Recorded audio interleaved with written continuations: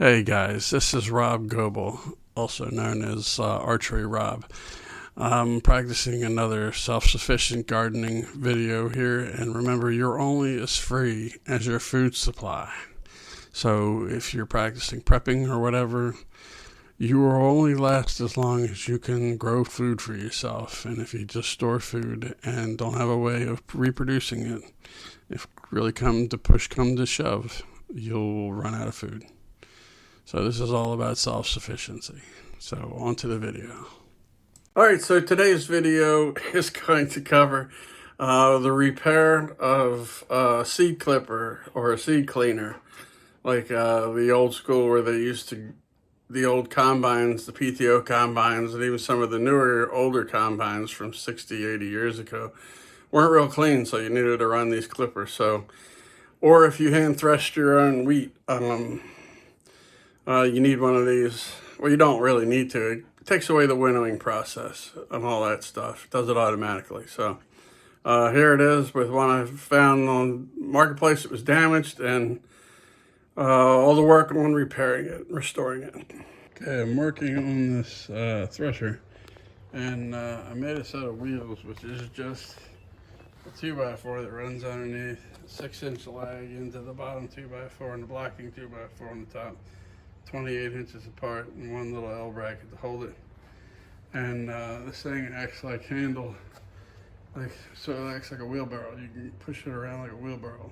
I don't have to take those off. I'm assuming these lugs right here are so you can stake it to the ground, because I'm sure it's going to be like vibrating and trying to move everywhere. You have to stake it to the ground before you use it. I don't think it's going to be able to use with those wheels, but cleaned it all up. I still gotta wash the inside. There's bird crap in there, and got some little worn spots, so I'll probably patch up.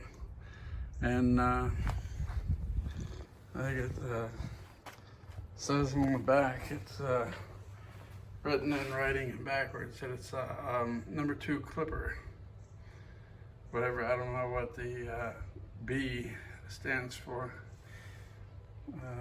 It's like upside down and everything, but everything appears to be in working order except where all the trash slides down here and it drops into here.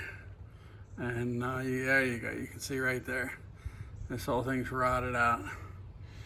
And it appears, I took off the back, and there's a board that goes across right here, and this is part of the blowing unit, and you can't get access to it here without pulling all this off, because this is part of the blowing unit, blowing across the grain. Grain comes down, the grain comes down here, drops into this slot, and then the fan blowing blows all the trash back out and loops the grain. So I'm thinking I have to take this whole top piece off. This slides back and forth into here, but there's no way to get it off without taking up all this stuff. So gotta figure this out. The only thing I gotta fix, and it seems to be in the hardest place to get to. All right, so this rotten tray here, you can see here, is attached to the shaker tray. So I had to take the bolt, right, that part right there, that hinge bolts to the shaker tray. And then this bar here, and then there's 2 on each side to keep the shaker tray. And then there's the tray that gets the top chaff on the tray after the seeds fall through to that bottom one. That has to come out. I pulled those 2 nails. I got to pull that out. And then I have to pull the nails on this part. This is like the spring that keeps the back going. There's one on each side. You gotta pull that so I can get the tray out. And then I can work on manufacturing a new small dust tray, because what will happen is all that small trash is going to flow right there and then drop in. Actually, it's all the small stuff that goes through here. It's going to slide across into there. And with that ripped, it's going to blow down into the blower tray. The blower may blow it out, but you know, there's a reason why they made things. So I'm going to take it apart, fix it, and I think it's probably stress fractures because the other tray never wore out. This one is probably being pushed every time it shakes, so it probably wears out from flexing. And all the things you learn as you're going, there's the slots right there that they cut for the end of that to sit into, and it goes in there with the 4 nails. And I literally had to take a block of wood, put it on the outside, and whack it until it came over here, raise it up, whack it some more, and whack it some more. It comes out this way, it slides in, and it drops in, and then is pushed back into place there. So I'm making an instruction manual for anybody else who wants to try this. All right, so the shaker tray is out, and there's a bolt that goes all the way across and goes out right there. And there's a wing nut on the other side. It wouldn't come clear without the wing nut off, but here's the piece, and I guess it's a good thing because here's a shaker board that like has the seeds come through, and that was detached, needed to be refixed. And then here's the piece I need to rebuild, replace, do something with. So I don't know if I can use house wrap on that and try to bend it. We'll see. I guess I'll figure something out. So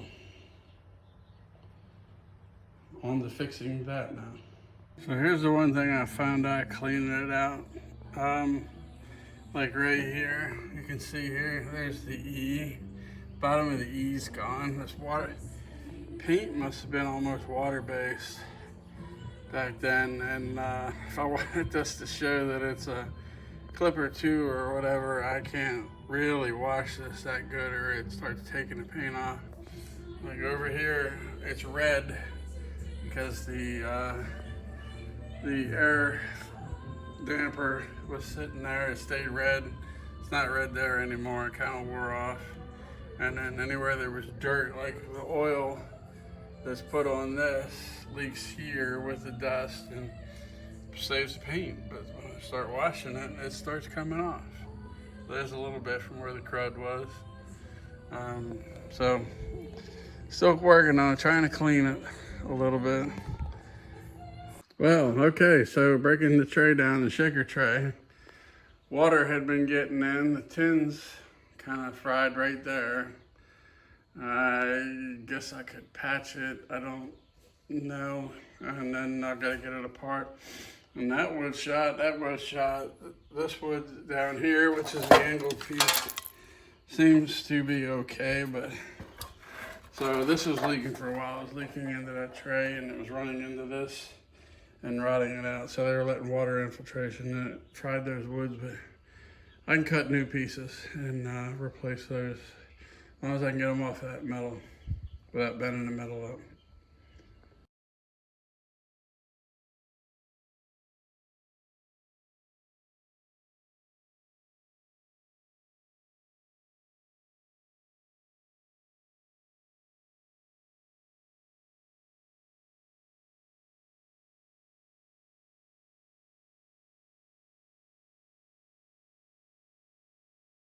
All right, so it's a rainy Saturday and I'm back at working at it. So I've got 3 boards on here, 4 boards actually to make. This one is 1 3/4 by 3/4. That's this angled board right here, runs down there as the back of it. And then the skinny board right here, 9/16 by 5/8, that's running down there. That's what's destroyed there. And then this other thin board, 1/8 by 3/8, runs along the back of this board. And this is the edge of the shaker tray that slides into pushing the trash out.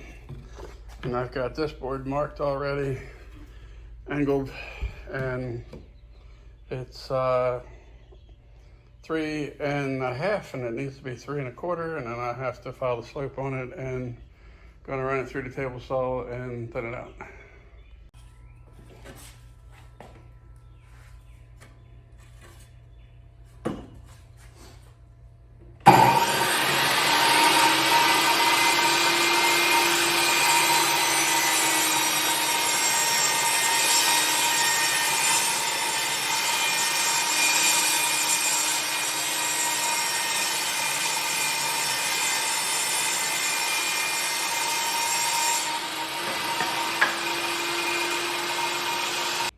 the board slowly taking shape. I got the profiles cut on the side that I cut out with a handsaw, and using the Ferrell's rasp to take it down to the line so it matches the other board.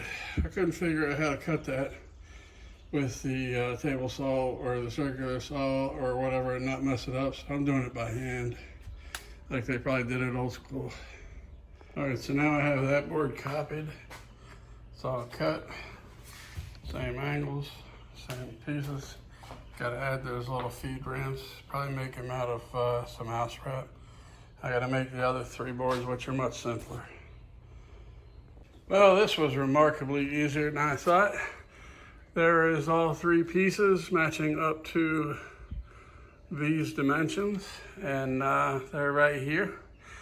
Was able to rip them with a table saw, was able to get a table saw about 40 degrees and do this angle fairly easily, remarkably easy compared to that other board. So now I gotta figure out whether I'm gonna replace this board or whether I can shore it up with something and a couple, maybe a couple rivets in it or something. I'll get the clean end on the far side, I don't know, let me see. Okay, so I got the screen out from inside. This is the bottom that catches the grain, and it slides in right here, a slot right here, and rides straight back there. And that's what lets the really slight chaff go through to get rid of and shake out. And I said it was 1 5/8 piece. I thought this sheet was separate. I didn't know. I found out it was an actual screen. But so I got 2 pieces, one to replace here, and then this one here is spongy. So it's together for now. I could probably sister it, but I think I'll pull it out and replace it with another one. And then it's a little rough on the end here. It's still solid, but I think I'll sister this up between these 2 boards, and then I can slide that back in. Okay, I got the metal in the top tray. I didn't have enough metal, so I cut the metal off back here where it's over top of a board. Right there, that's the board right there where it holds it, which is where the thing grabs it to shake it. And I put the aluminum tin under here. There's the one board that's gonna hold, that's angle there is gonna hold the little trough where all the extra crap from the seeds can fall through here and go out the second chute. And then I put a little glue in there and run some screws down it. And now I gotta put that top tray over there back in here and wedge it back in. Put the screen right there back in. And then I got the foot over there that's got to go back on it, and I'll show you that here in a second. Now, for anybody else trying to do this, to get this all apart, this is the top tray that catches the stuff that comes out of the chute, or the little, I don't know, the variable basket. It drops onto here, and then this thing actually works as a pull. The pull stuff as it comes down towards the screen, which is the screen sitting there. There's 2 screens. There's another screen over top, and then, well, anyway. But this slides in, and then these wedges go into the side. All right, so I got it. I don't know what this piece is called here. I call it the foot. It's installed across the bottom, and then this little skinny board is on it, so it keeps this screen going any farther. So this is where the grain is going to fall, and then little stuff will fall through here that we don't want, and we'll go into this slot, which is I've got to build the chute for next. And then the grain and light chaff will flow over here, fall down into the fan over there. That little, it'll fall into that slot right there with the fan, and the air will blow up and blow all the chaff out there. So getting closer, getting closer. All right, so here I got my piece marked out. This was the gutter that was on there before that was all routed out, and that was 10. This is house flashing, and then you can see I copied the design. And these were the measurements that I had for the trough. And so I got it laid out just like I had it, just like they had it, so it slopes down. Got the flange on this side, and the two pieces there are going to overlap, and everything should work out. I just got to cut it out and make it. See if it works or not. All right, so the next step, I had some little scraps, some little square scraps, and I used my little duck bills, benders here.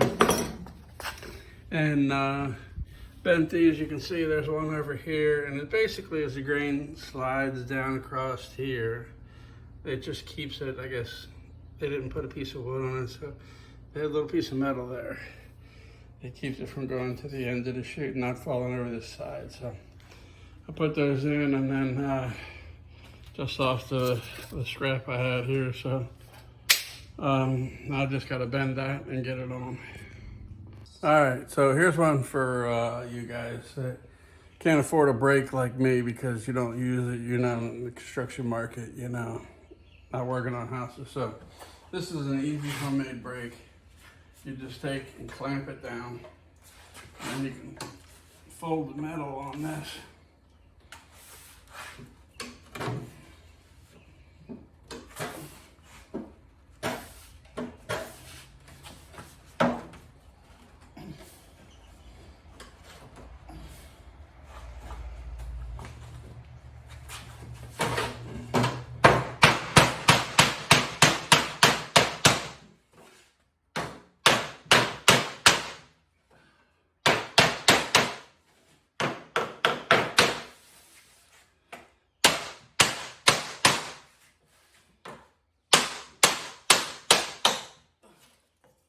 You need a better block of wood, maybe.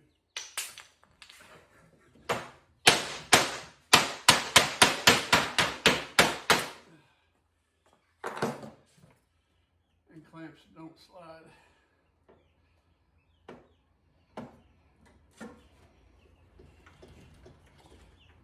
Or somebody will install it tighter, I guess.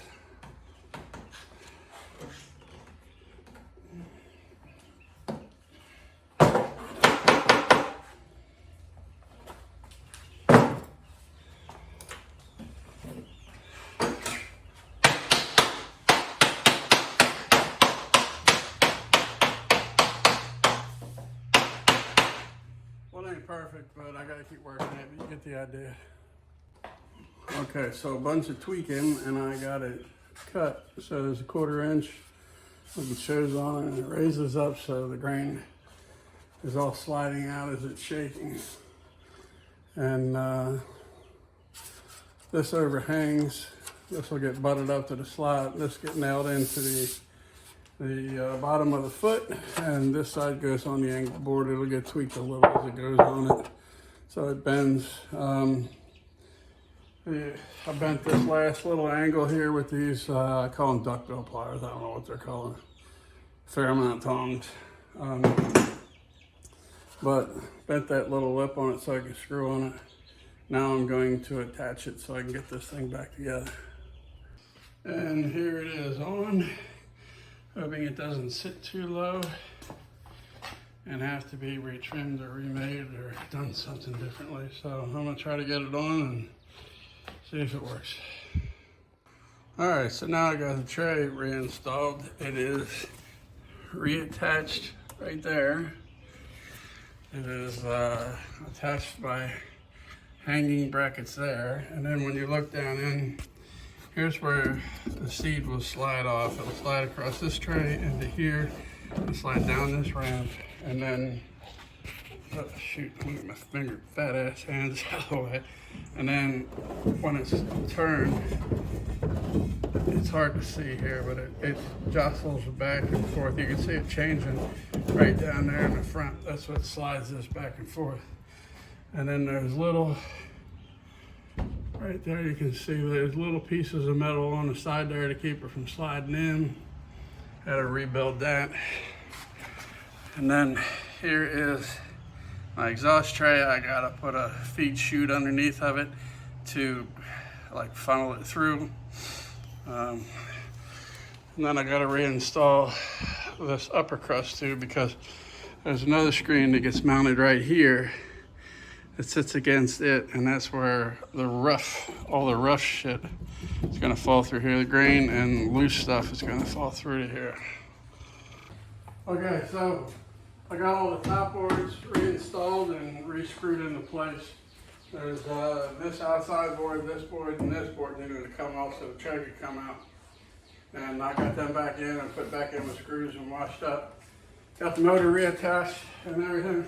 Now, see it run. There we go, that's what it does. Actually, see it bobbles around, but it feels and I can see why they would put those. I can see why they would put those little anchors in there, because I'm sure this thing would try to vibrate around, especially once it starts getting some weight up in the tray. So maybe it'd probably work more. But hey, success! It's working and it's repaired. Now I just got to learn how to use it. Hey, look at that! The Clipper 2 works and it runs. Now for the last of it, I'm just fixing up a few things. There's a piece of wood that drops in here. Keeps all so I can fill up full of grain, but like I had a hole in the bottom here where a piece of the tongue and groove split off, and insects had eaten into the boards over here, and this one and back there. Somebody will say, you're ruining it, you're ruining it. I don't really give a shit. I'd like to paint the whole thing, but I think that would ruin the value, but I'm still keeping it no matter what. And and that's the grain chute. You adjust it from the side here. So this pulls this board back and forth. You can see right here is where it adjusts it. So I can slide that board back and forth. And then I had a couple spots on the side, but it still says Clipper 2 on it. And hey, it works and it runs, so we'll see how it works. I'll post a little video when we get some grain to run in it.